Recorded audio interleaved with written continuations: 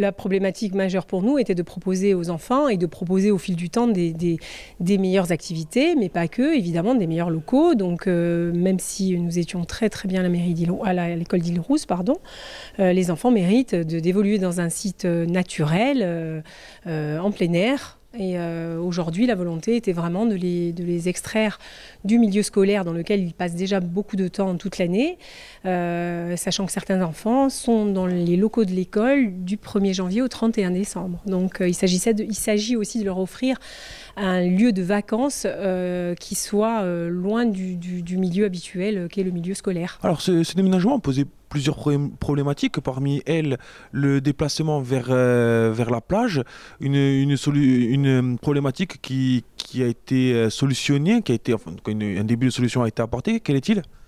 Alors un déplacement tout à fait sécurisé, tout est réglementaire, donc qui ne posera aucun problème du point de vue de la sécurité, puisque nous veillons évidemment à la sécurité des enfants, vous en doutez.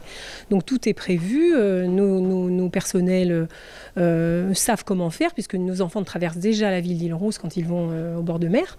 Donc ils traversent des routes, ils traversent des rues, et sur lesquelles circulent, puisque Île-Rousse n'est pas une ville piétonne, malheureusement. D'autres problématiques aussi, des problématiques surtout de logistique. La communauté de communes a répondu aussi à ces questions, l'heure d'arrivée, les déplacements. Un petit mot sur ça.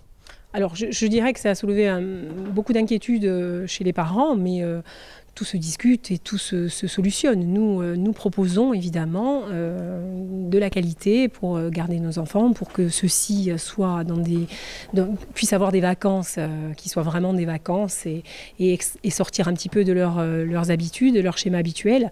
Après les inquiétudes des parents, nous sommes là pour y répondre et nous échangeons, puisque nous ne décidons rien sans l'accord des parents, évidemment. Justement, donc les parents qui auront le droit de voter, compris s'ils veulent ou pas rester sur l'ancien site. On fonctionne démocratiquement, la majorité l'emportant toujours. Nous plierons évidemment aux desiderata des parents et de ce que ces derniers décideront pour leurs enfants. Parce que, avant de parler des enfants, moi j'ai l'habitude de toujours travailler en fonction des enfants, du public auquel on s'adresse. Et là notamment, ce sont nos enfants. Donc les parents décideront pour leurs enfants et nous appliquerons ce qu'ont décidé les parents, à la majorité évidemment. Nous prendrons acte de ce que vont décider les parents à la majorité. Alors tout d'abord, un mail va être envoyé demain aux parents pour leur expliquer toutes les conditions, que ce soit le prix du transport, le transport ou pas d'ailleurs, les conditions d'accueil, si jamais on peut ouvrir les amplitudes ou pas de réception des enfants. Et ensuite, effectivement, une visite sera organisée mercredi à 18h30. Là, les parents, je pense, viendront nous rejoindre. Et puis, on prendra le temps de faire le tour et des extérieurs et des locaux fermés pour qu'ils puissent se rendre compte qu'effectivement, il y a aussi 2 salles en cas de pluie. Une salle pour la sieste pour les tout-petits et une salle cuisine si jamais ils veulent se nourrir là. Et s'en suivra ensuite le vote.